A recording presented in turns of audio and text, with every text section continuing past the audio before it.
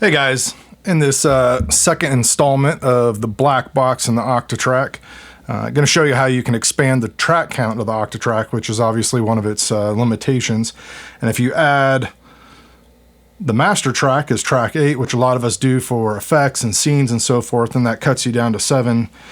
So you can run out of room pretty quick, and I like to put my drums, usually I program my drums on 1 through 4, and then that usually leaves me with 3 or 4 depending on whether I'm using a master track on number 8.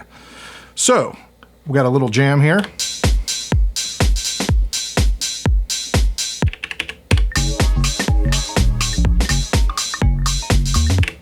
And that's exactly what we got. We got drums, kick, we got a hi-hat, a loop, snare drum, and then we got bass line, chords, ARP, and a master track.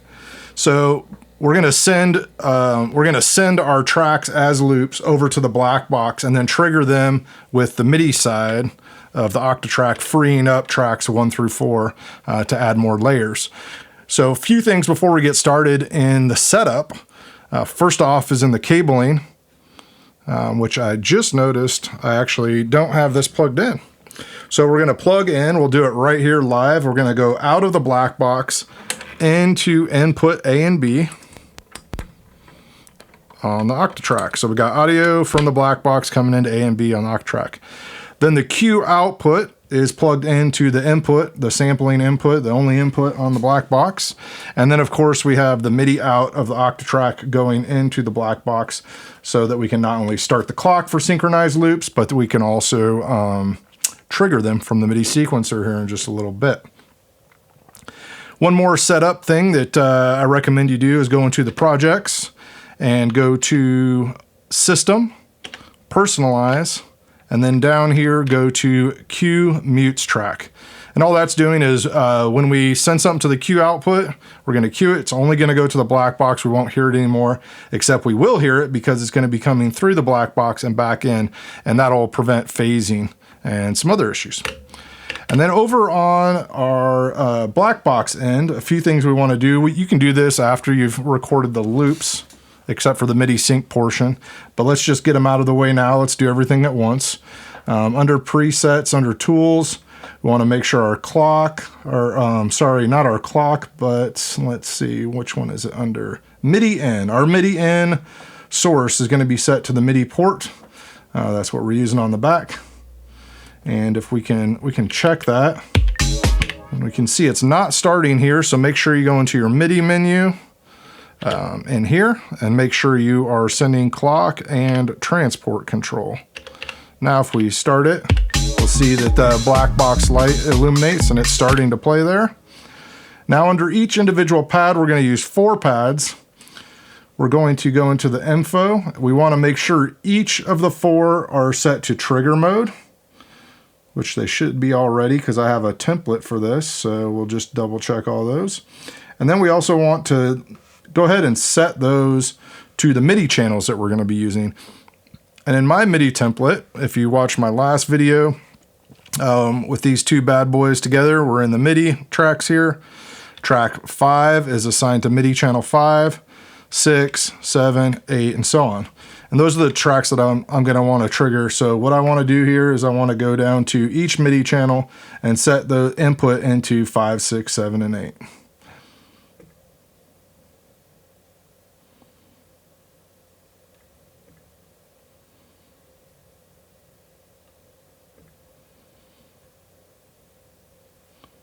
Okay, so that should get us headed in the right direction here. And let's pop back out to the audio side of the Octatrack. And for just simplicity and listening sake, let's mute everything. We're even going to mute the part that we're going to be sampling, although if we leave that on, if we cue it, now it's flashing. It should mute it automatically because we set that up in the preferences under Personalize, Q Mutes Track.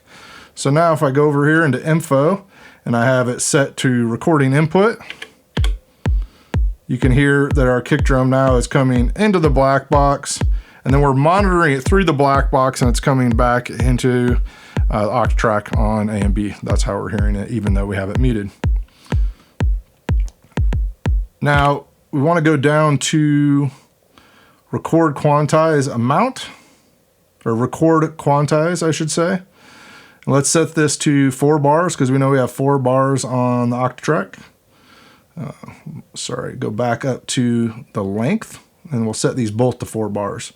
So what that means is going to make it's going to record exactly a 4-bar loop, and it's going to wait till the beginning or the end of 4 bars to start. So if I start this and I hold down record, you can see it actually hasn't started even though the recording light's on. Now it started right on bar, and it will end right on bar. Okay, so let's stop that. Just double checking we didn't have any sequences there. Now we'll do the same thing. We'll uncue this one. Let's go ahead and mute it, and we'll cue the second track, and we'll go to our second track here.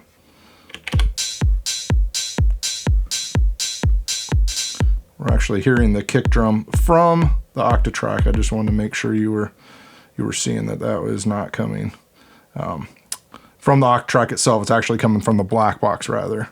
So we'll go back into here. You can hold down record.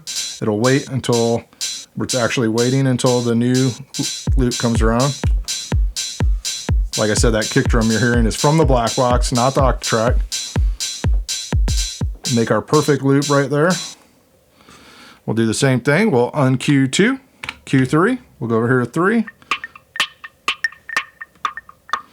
And if we just hold down record, it'll just, as soon as it gets to the end of the loop there and starts over. Oh, I wasn't holding it down, I don't think. Let's try that one more time.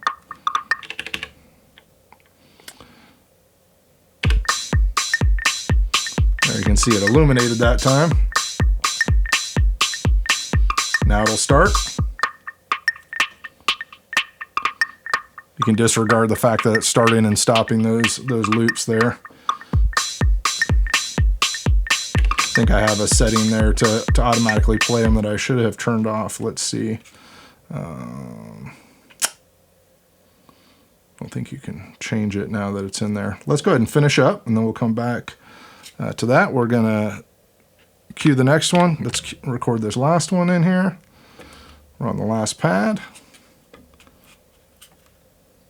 The setting that I record to play was off. I wonder why those are starting automatically, but it's irrelevant to our actual setup here. So we'll go ahead and start the last one. There's our snare.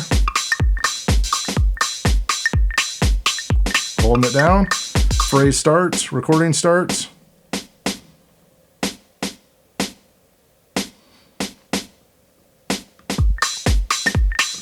Okay, now you're hearing all drums from the Octatrack, or I keep saying the Octatrack, sorry, from the Blackbox there. So now that we have all them muted, let's go ahead and go over to our MIDI and see if we got everything set up correctly. This is actually, now I know why it's actually triggering, because if you look, I actually have a trigger, which is what I was wanting to do when I came over to this page, set up on all 8 tracks. And so that's why it actually is starting it, because we did all of our setup correctly. I forgot that I already had triggers on tracks 5 through 8. I have them all set to 4-bar loops. So that's why it's triggering, just as it should.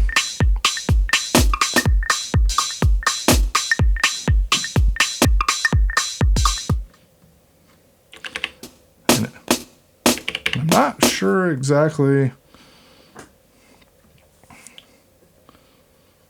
if any of you guys out there know what's going on. I kept having this problem only with this pad.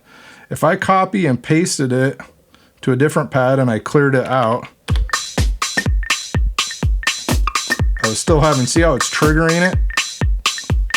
Re-triggering it? I'm not sure why that's happening. It's only happening with that track, but nonetheless, for example, let's just go ahead and get rid of that so you can hear the...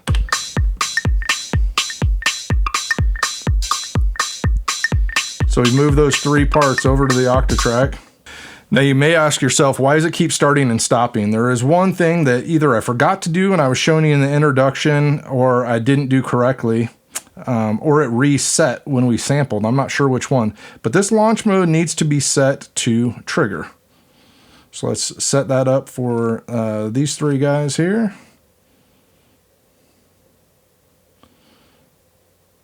So what it was doing in the toggle mode is every time it hit the next trigger, it was toggling it off. So it was toggling it on, the next time it hit the trigger, it was toggling off. Want it to just re-trigger every time. So now you'll see it, it'll keep going.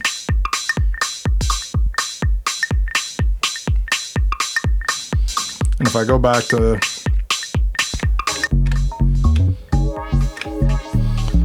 gain's not set right, but I'm missing my snare I was having trouble with there, but we can go over to our audio page and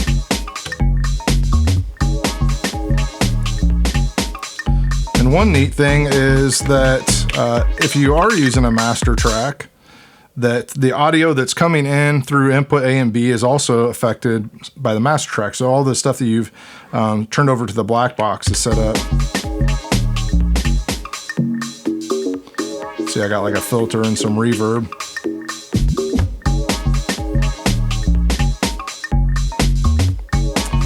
Sorry, my levels aren't very good there, but you get the point. With a simple setup, we can take tracks and we can send them from the Octatrack actually in real time. I really didn't even need to stop in between each track. I could have just queued it, came over here, held down record while it was rolling. It would wait until the loop came around again and loop it, and then just have your MIDI channel set up correctly and have a trigger on the beginning of each one, make it the length that you want to. You could even create some longer loops by, you know, we know if we use trig conditions on here that we can make it sound like it's longer than it actually is. And you can sample longer loops on here. We saw in the setup that we made it 4 bars, but you can make it 8 or 16 or 32. So you could record longer things in there. You might be saying to yourself, yeah, but with the MIDI track is only going to be 4 bars long, which is correct.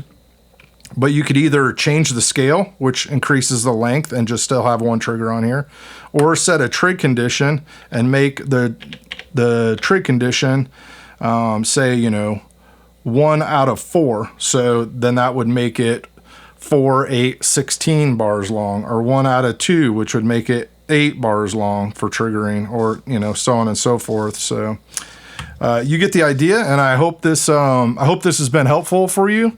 And if you have any questions or have any other ideas, please leave a comment below, and I really love to hear from you. Have a great day, and God bless.